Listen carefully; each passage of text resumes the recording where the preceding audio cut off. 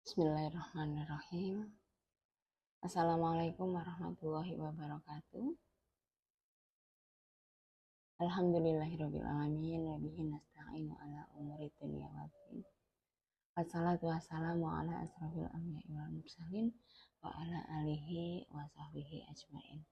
Yang terhormat Ketua Pimpinan Cabang Aisyah Bunga, yang sama-sama kami hormati Ibu Ketua Majelis, Ibu Pimpinan Ranting, dan para anggota pimpinan cabang Aisyah se-Kecamatan Bunga. Ibu-ibu yang dirahmati Allah, Allah telah menjanjikan dua hal tentang nikmat, yaitu bersyukur dan ingkar. Janji pertama, bagi kita yang bersyukur atas nikmat Allah yang telah diberikan oleh Allah, maka Allah akan menambah nikmat dan melipat gandakan. Yang kedua, Allah akan memberikan musibah sekaligus mengurangi nikmat yang telah kita terima bagi yang tidak mau bersyukur. Oleh karena itu, marilah kita mensyukuri nikmat yang telah Allah berikan kepada kita. Dengan mengucap alhamdulillah, mengucap syukur, hari ini kita bisa menuntut ilmu dengan niat yang lurus dalam gerakan mengaji di Aisyah, gerakan perempuan mengaji di Aisyah. Selain itu, marilah kita gunakan waktu yang kita miliki untuk senantiasa beribadah kepada Allah di bulan Ramadan ini. Salawat serta salam tetap terlimpah tercurah kepada Nabi Muhammad SAW. Mari kita meneladani sikap sifat beliau yang sangat mulia. Ada banyak kisah, ada banyak contoh, dan hari ini akan sedikit dikupas tentang silaturahim. Baiklah, ibu-ibu yang dirahmati Allah, sebelum membahas lebih jauh tentang silaturahim ataukah silaturahmi, dua kata ini sering kita dengarkan, tapi kita belum tahu yang benar itu silaturahim atau silaturahmi. Oleh karena itu, hari ini kita samakan dulu silaturahim ataukah silaturahmi, biar tidak ada salah persepsi. Jadi, silaturahim atau silaturahmi itu berasal dari dua kata, ibu-ibu. Yang pertama, silat dan al-rahim atau al-rahmi. Silat itu berarti sambungan atau menyambung atau menjalin dan menghubungkan. Sementara al-rahim atau al-rahmi itu berasal dari kata yang sama, yaitu rohima dan yarhamu. Nah, dari kata rohima, yarhamu bisa menghasilkan dua bentuk masdar yang berbeda dan mempunyai arti yang berbeda pula, yaitu kasih sayang dan rasa sakit pada rahim wanita setelah melahirkan. Tetapi jika merujuk dalam banyak hadis, antara rahim dan rahmi, Rasulullah Shallallahu Alaihi Wasallam sering menggunakan kata rahim. Ibu-ibu yang dirahmati Allah, meski secara makna literal Arab kata silaturahim lebih tepat, namun Majelis Tarjih berpendapat bahwa jika kata silaturahmi telah menjadi bahasa Indonesia, maka dikembalikan maknanya bukan secara harfiah dalam bentuk Arab, karena kata tersebut sudah mengalami transformasi. Sehingga jika nanti dalam penyampaian saya kadang terselip silaturahim atau silaturahmi, mohon dimaklumi. Ibu-ibu yang dirahmati Allah, silaturahim adalah mempererat tali persahabatan yang sering dilakukan oleh umat Islam yang sedang melaksanakan hari raya, seperti hari raya Idul Fitri dan hari raya Idul Adha. Silaturahim sendiri adalah salah satu ajaran yang diperintah oleh Allah. Dalam hadis bahkan Rasulullah menyebutkan orang yang menyambung silaturahim adalah orang-orang yang beriman kepada hari akhir. Dengan begitu, ada banyak keuntungan dan manfaat yang didapat. Silaturahim menurut syariah juga merupakan praktik utama yang dapat menghubungkan hal-hal yang terputus. Ibu-ibu yang dirahmati Allah, ada banyak hal tentang silaturahim. Di antaranya adalah manfaat silaturahim menurut Islam, manfaat silaturahim untuk menjaga kesehatan fisik dan mental, kemudian keutamaan dan perintah silaturahim. Yang hari ini akan kami kupas adalah tentang bagaimana silaturahim itu untuk kesehatan fisik dan mental. Tapi sebelumnya saya akan berikan dulu tentang manfaat silaturahmi menurut Islam. Ibu-ibu yang dirahmati Allah, ada beberapa manfaat silaturahmi menurut Islam. Yang pertama, mendekatkan diri kepada Allah Subhanahu wa taala. Yang kedua, menjaga kerukunan dan keharmonisan. Yang ketiga, dijauhkan dari api neraka. Yang keempat, menjadi makhluk yang mulia. Yang kelima, memperpanjang umur dan melapangkan rezeki. Yang keenam, mendapatkan rahmat. Yang ketujuh, masuk surga. Yang kedelapan, menghibur kerabat, menggugurkan dosa dan memperluas ilmu dan hikmah dalam hidup. Hal ini bisa disimpulkan bahwa silaturahmi memperluas wawasan dan ilmu melalui interaksi dengan orang lain. Ibu-ibu yang dirahmati Allah. Selanjutnya, bagaimana manfaat silaturahim ini untuk kesehatan fisik dan mental? Yang pertama, mengurangi stres dan cemas. Sebegitu besarnya manfaat silaturahim ya, sehingga mengurangi stres dan kecemasan. Bagaimana bisa? Ibu-ibu yang dirahmati Allah, ketika ada anggota keluarga teman-teman kita yang sedang stres dan berbagi cerita dengan kita, maka disitulah peranan silaturahim bisa membangun ketahanan mental, membantu mereka kuat kembali, dan akhirnya bisa menjalani hidup. Ada banyak hal yang sudah membuktikan ketika mereka sendirian di rumah dalam kondisi yang sangat bingung, akan berbeda halnya ketika ada teman bicara. Dan hal ini sudah menjadi rahasia umum. Ibu-ibu yang dirahmati Allah, coba kita perhatikan kembali. Teman-teman kita yang sering bertemu dengan orang, sering bertemu dengan sahabat, mereka akan terlihat lebih ceria. Mereka akan terlihat lebih fresh dalam berpikir maupun di raut wajah. Nah, dari sini saja sudah terlihat bahwa silaturahim sangat besar manfaatnya untuk kesehatan mental kita. Selanjutnya, bagaimana silaturahim ini meningkatkan daya ingat dan mencegah demensia.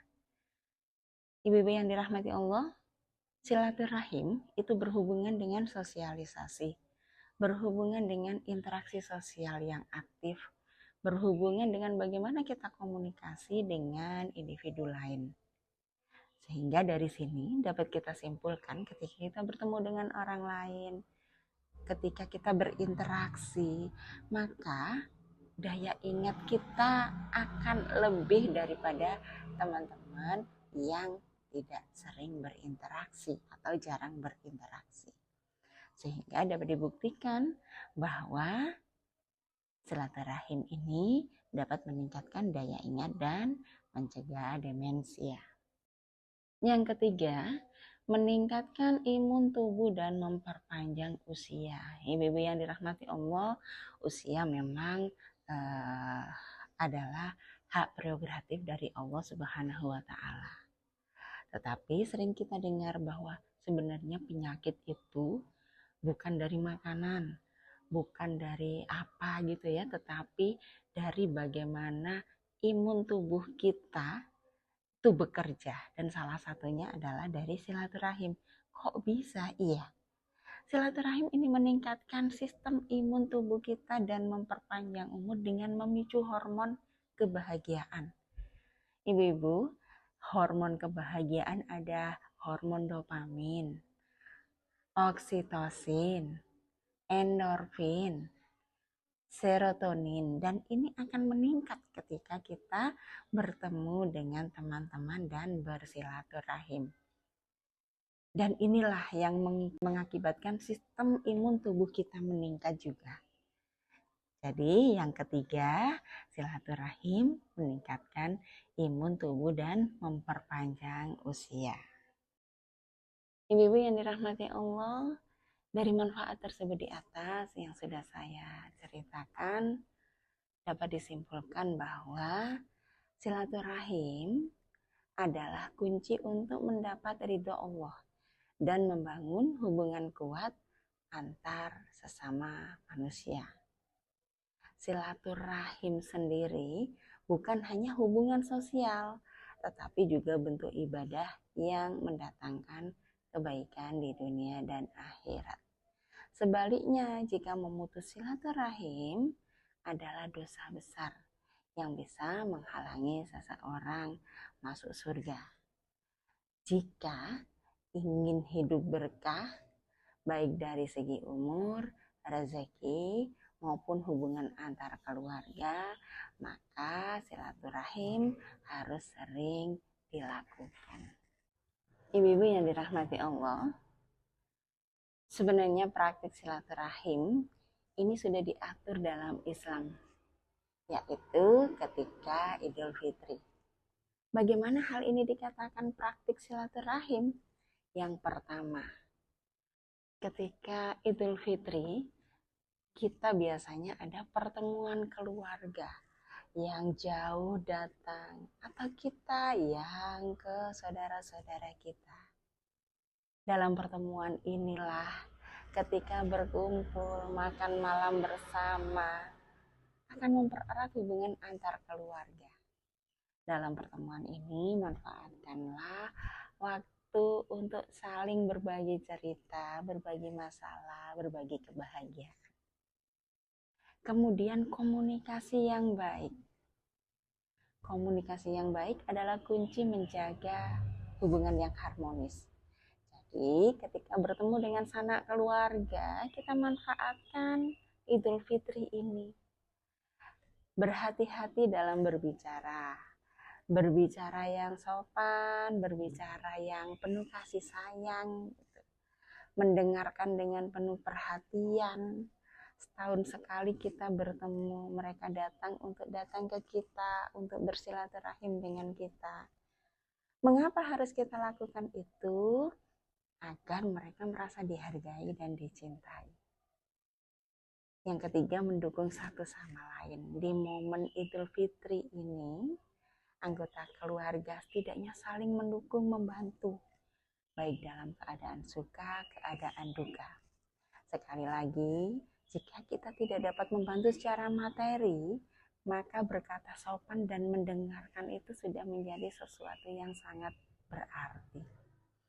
Ketika ada anggota keluarga yang kesulitan, butuh bantuan, saat inilah saat yang tepat.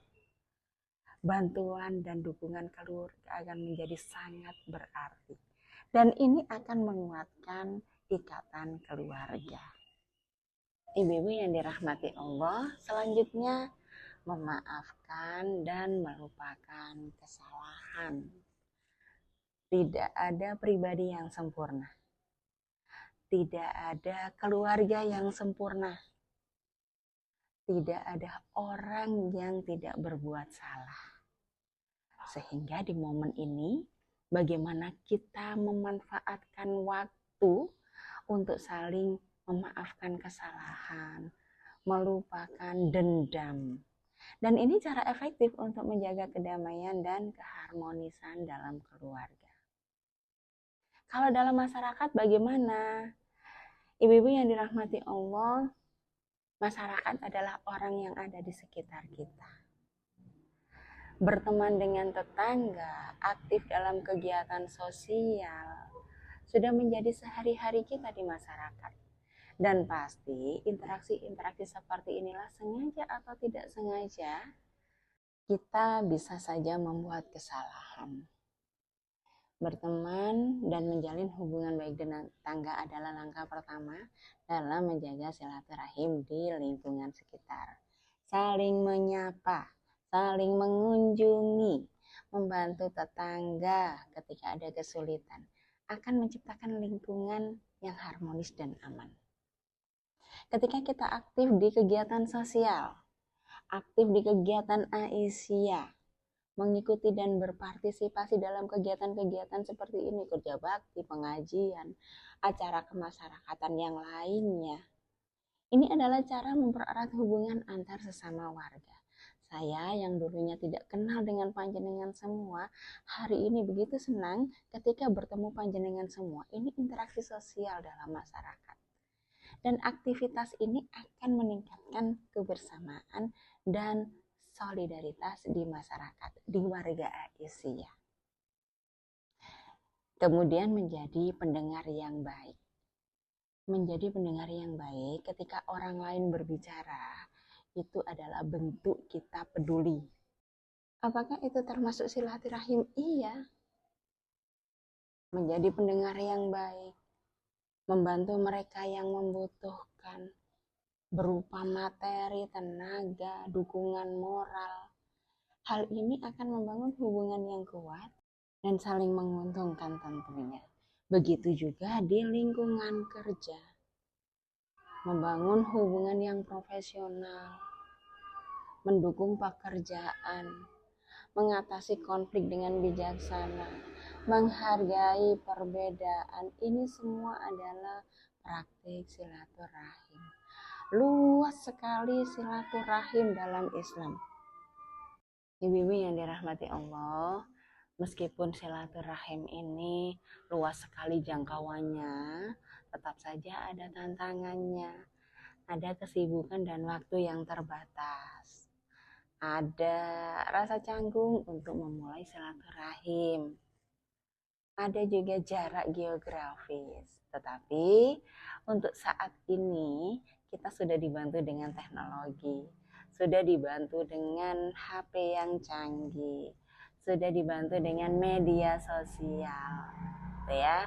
Sehingga untuk memulai yang merasa canggung, merasa malu, kirimkan saja pesan singkat, Assalamualaikum.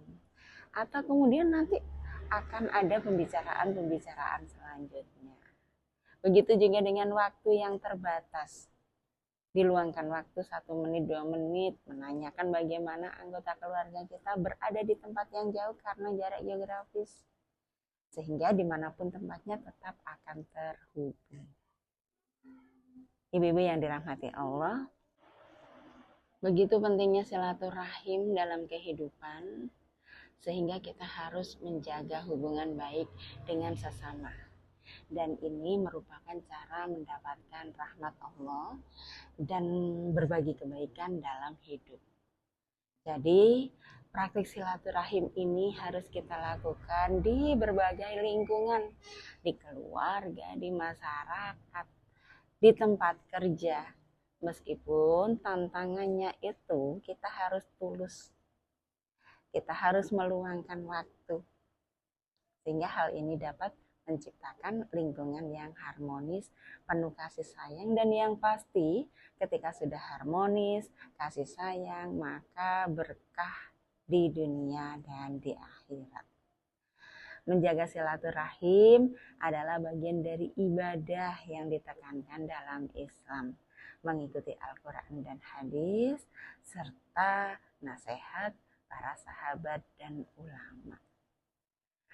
Oleh karena itu, diusahakan jika memang tidak ada waktu dalam kehidupan sehari-hari kita dan jaraknya geografis kita terlalu jauh, maka diadakan seperti hari raya ini, ada kumpul keluarga rutin, ada grup-grup keluarga untuk berkomunikasi, membangun kebiasaan untuk menyapa tetangga meskipun ketika kita hanya berangkat kerja. Ada juga ikut kegiatan sosial dan lain sebagainya. Ibu-ibu yang dirahmati Allah, dengan menerapkan langkah-langkah kini, insya Allah silaturahim kita terjaga dan membangun hubungan dengan sesama akan mendapat keberkahan dari Allah. Ibu-ibu yang dirahmati Allah, Dengan menerapkan langkah-langkah kita tadi, bismillah kita dapat menjaga silaturahim ini dan memperkuat hubungan dengan sesama serta mendapat keberkahan dari Allah Subhanahu wa taala. Saya pribadi mengucapkan terima kasih yang sebesar-besarnya telah diberi kesempatan hari ini, dan saya juga mengucapkan taqabbalallahu minna wa minkum. Selamat Idul Fitri. Semoga kita diberi kesehatan dan sampai di Ramadan dan Idul Fitri selanjutnya. Nun wal qalami wa ma yastur. Assalamualaikum warahmatullahi wabarakatuh.